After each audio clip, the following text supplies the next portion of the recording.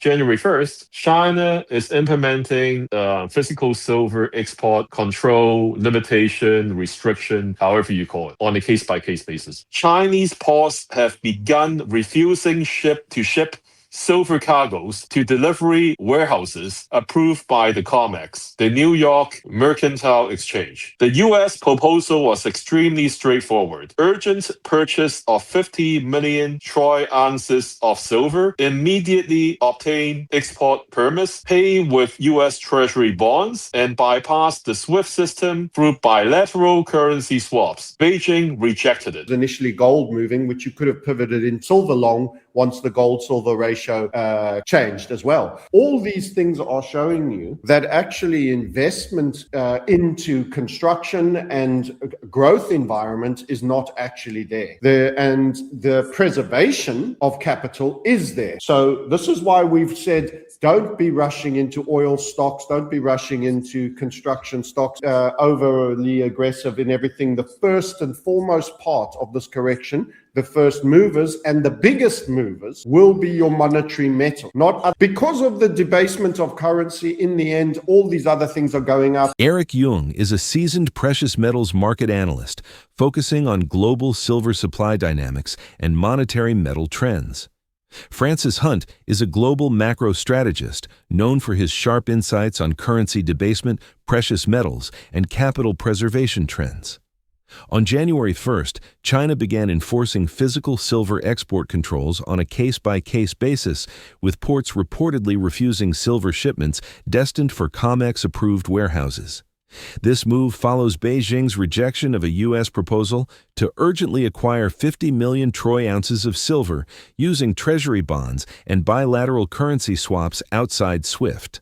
The development highlights tightening global silver supply and rising distrust in fiat systems. As investment in construction and growth slows, capital preservation is taking priority.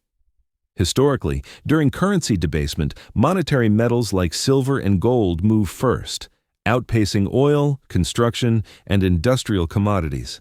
Now, we present the clips from theirs interview. Before we continue to discuss this, please subscribe to our channel and activate the bell icon for timely updates.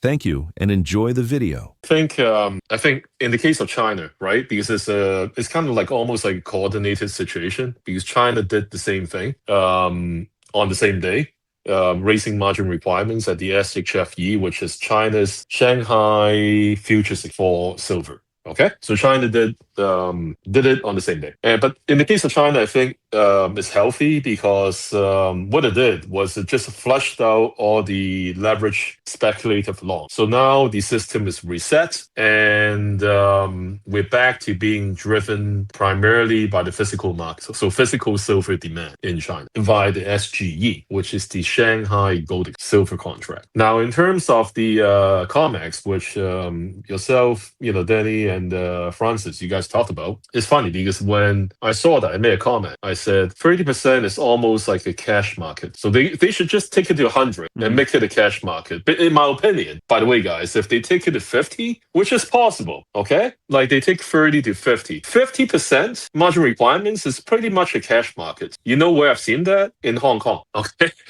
In Hong Kong, when they try to curb speculation in the property market, they C.K. Leung, who was our chief executive at the time, raised the I'm just going to simplify the mortgage margin requirements, basically. Okay, it's like your minimum down payment to a luxury property. I think luxury property in Hong Kong is like around $2-3 million US. That's their definition. Okay, so you have to have 50% of the cash upfront to buy those properties. You can borrow the other 50 from the bank, but you need 50% upfront, and that really stabilized the Hong Kong real estate market. And at that point on, all the transactions were, in my opinion, very close to cash deal. Okay, so this can potentially happen at the COMEX. They take it to 50, but let me ask you guys one question. What if they take it to 50 and the price of silver still goes beyond 100? What does that tell us? In my opinion, that tells us that, whatever we're seeing in terms of the rise of silver price international is driven primarily to $30, around 30, okay? The number of open interest at the COMEX for silver futures was at 800,000 contracts. We are now at 480,000 contracts approximately. So like we're now down what? Almost a third, more than a third of the open interest. So like there's no speculative like bubble. It looks like, as a matter of fact, my followers, some of them have done a lot of research on COMEX numbers. They follow it day by day, because you have like the COT reports, you have the issues and stops reports, and you can actually check the COMEX data on the CME website on a daily basis, right? I don't have time for that. China's coordinated move to raise silver margin requirements at the Shanghai Futures Exchange, while tightening export controls, reflects a deliberate effort to flush out leveraged speculation. By increasing margins, Beijing effectively reset the system, allowing silver prices to be driven by real physical demand through the Shanghai Gold Exchange, SGE. Similar to Hong Kong's 50% property down payment rule, higher margins stabilize markets and reduce speculative bubbles. Even COMEX discussions around raising margins toward 50% suggest a shift toward a near-cash market. With COMEX open interest far below 2020 levels, rising silver prices now point to genuine physical demand, not speculative excess. Let's get back to the interview. In 2026, one of our core predictions is 6 by 6 by 6. 6 of the major G7, G8 nations on their long ends are going to be in the 5.75 to 6% range. And I'm including Japan in that, shockingly, whose inflation rate is now higher than America, and his rates are starting to move very much to meet that. So this is all the debt debasement. And the only place you want to be hiding when you are dealing in digital, imaginary created debt that is unbacked and fiat that dies with it. Remember, fiat and debt are the same thing. One just is at a timeline with a rental agreement attached to it. When those things are going down, inflation climbs. And everybody knows the one thing that preserves value empirically and is demanded greatly is gold, and is hopelessly underheld.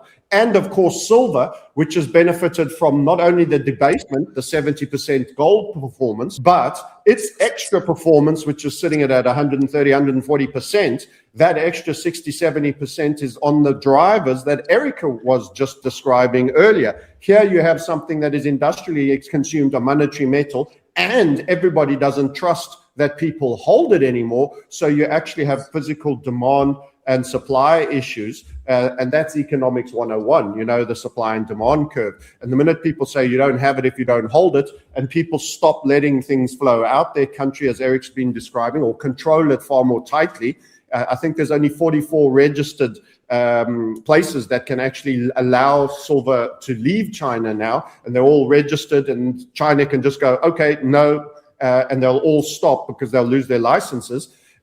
You've got that additional gift, which makes silver additionally attractive. That's the kind of the fundamentals. Then if we get to the technicals, I've shown the chart so many times, and I'm happy to show it again. But for us, the silver trade started, and I'm going to put the all-seeing eyes for the closer screen, even in 64. The run-up from 64 to 80, so we are sitting here in 2026, you're talking about 40 years and another 22, another 26 years. You're talking about going on a 70-year event.